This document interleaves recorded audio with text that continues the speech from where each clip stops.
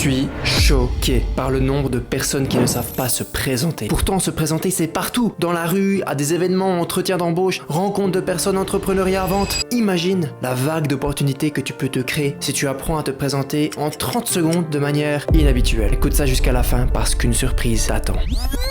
Bien, écoute attentivement la différence entre ces deux présentations. C'est parti. Bonjour, je m'appelle Bertrand Moreni, je suis né et j'ai grandi à Genève. J'ai fait un bachelor en économie à HEC Lausanne avant de poursuivre avec un master en gestion financière. Depuis 15 ans, je travaille dans le secteur bancaire en tant que conseiller financier chez la banque Theta. Mon job consiste à gérer des portefeuilles et à accompagner mes clients dans leur stratégie d'investissement. Parfait. Deuxième variante. Quand j'étais plus jeune, ma famille a traversé une crise financière. On a failli perdre notre maison. Chaque nuit, je voyais mes parents inquiets qui se demandaient comment joindre les deux bouts. De ces nuits longues et difficiles, ma mission de vie a vu le jour. Aujourd'hui, pour mes amis et les personnes qui m'entourent, je souhaite que la finance devienne le moyen d'accéder à cette sécurité dont j'ai été privé. Je m'appelle Bertrand et mon job, c'est de construire l'avenir de mes clients. Impactant, hein? À quel Robert tu confies ton argent? Avec ou sans boussole? Écris-le en commentaire. J'ai lancé ma première entreprise en 2020 et je me suis mis sur cette quête de découvrir comment se présenter en 30 secondes pour rester ancré dans les mémoires et surtout pour donner envie aux autres de contribuer à mon projet. Je me suis ridiculisé plus de fois que tu ne peux imaginer ou compter, mais j'ai aussi fait une découverte. Cette découverte te permettra de passer du Robert banal, commun et ennuyeux au Robert impactant, émotif et embarquant. Pour cela, tu auras besoin d'empoigner ta boussole de la parole. Reste serein, ce n'est pas la mer à boire. Quand tu prends la parole pour te présenter, il y a deux questions que ton audience va se poser. 1. Je connais même pas cette personne, c'est qui? Et 2. D'accord, maintenant je la connais un peu mieux, si je l'accompagne, on va où? Compris Marie? Je te répète. 1. Puis-je faire confiance à cette personne? Et 2. Où cette personne nous emmène-t-elle? La boussole de la parole a donc deux composantes avec deux objectifs bien différents. Le cœur de la boussole, c'est le moi, il sert à construire la confiance, et l'extérieur de la boussole, c'est le nous. C'est lorsque tu nous donnes quoi? Eh bien, la direction. Tu nous dis là où tu mets les voiles. Première étape, c'est donc établir cette confiance avec ton public. Ici, notre job, c'est de révéler qui on est. On doit comprendre pourquoi tu dis ce que tu dis et d'où tu parles, pas simplement ce que tu as à dire. Et ça, rien de plus facile. Le moi, le cœur de la boussole, il a 6 composants. Ton unicité, l'unicité, c'est qu'est-ce qui te rend unique, qu'est-ce qui te rend spécial. Tu parles 5 langues, t'as fait un grave accident, t'as fait 10 ans de théâtre, t'as 4 tortues à la maison, t'as lancé un refuge pour chiens. 2, c'est tes expériences qui ont forgé la personne que tu es aujourd'hui. Première entreprise, ta rencontre avec une personne, ton voyage sac à dos, première fois que tu t'es fait rejeter par un job, ton premier patron, engagement ONG, etc.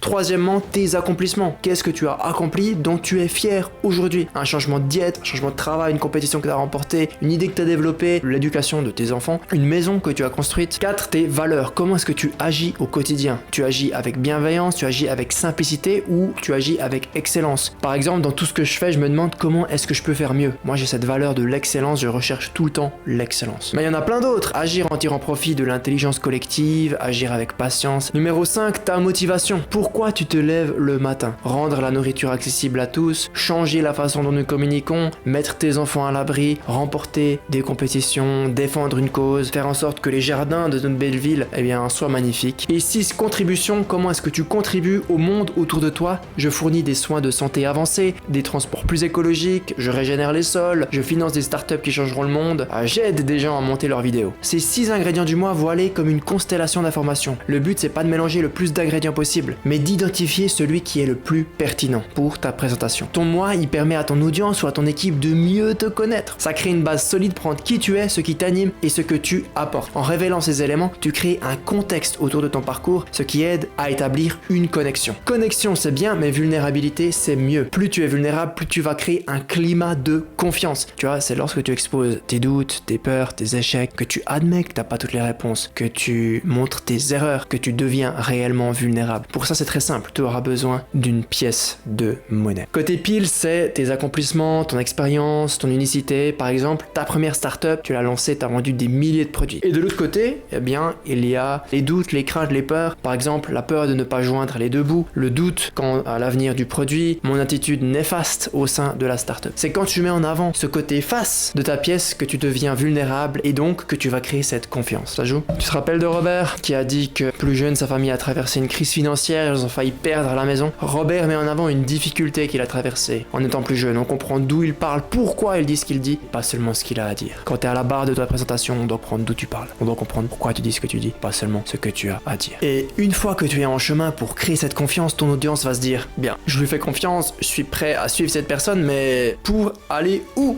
Donc ici, notre job, c'est simplement de donner le cap, la destination. Comment donner le cap? En partageant ta vision.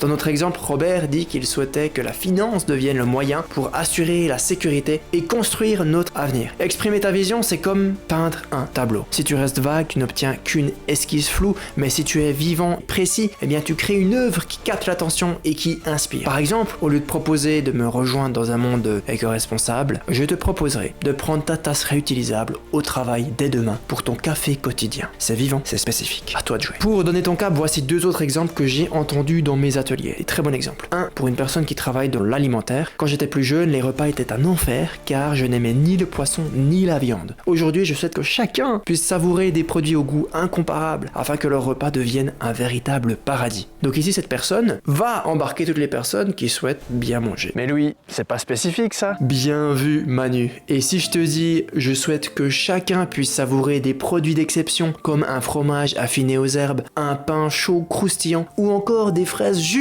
cueillies à maturité pour transformer leur repas en véritable moment de plaisir. Deuxième exemple, pour une personne qui a suivi sa curiosité, je viens d'un petit village des montagnes suisses, mais ma curiosité m'a conduit jusqu'au cœur du Texas. Ensuite, partage crainte, peur, curiosité, t'as compris? Aujourd'hui, je souhaite que les personnes autour de moi nourrissent leur curiosité afin qu'elles puissent elles aussi vivre des expériences qui changent leur vision du monde et leur vie. C'est pas spécifique ça? Pop, je te laisse la rendre vivante et spécifique. La boussole, c'est donc 1. Dis-nous d'où tu parles. Je partage ton toi, ton moi, construire la confiance avec ton public. Et 2. Donne-nous ton cap car on ne va pas embarquer avec toi si on ne sait pas où tu vas. Bonus, pour parler comme un leader, le ton, la tonalité est ta meilleure amie. Ce serait une erreur de ne pas l'utiliser. Pire, ce serait un véritable crime. Rappelle-toi simplement que si tu veux renforcer l'importance de tes mots, parler sur un ton plus bas sera une très bonne idée. À toi de te jeter à l'eau. Quel est le point commun entre ta prochaine lecture et cette vidéo? J'ai écrit pour toi le e-book pour parler comme un leader et embarquer ton audience. Fini d'endormir ton public, fini de passer inaperçu, fini de parler dans le vide. Dans ce e-book, tu vas y retrouver la boussole de la parole et de nombreux autres outils pour parler comme la personne que l'on a envie de suivre. Qu'as-tu à perdre? Télécharge-le maintenant, lien en description, Simon. Le cap c'est 47 degrés 15,4 minutes nord et 11 degrés 11,2 minutes. Bien, Robert, t'as compris l'idée.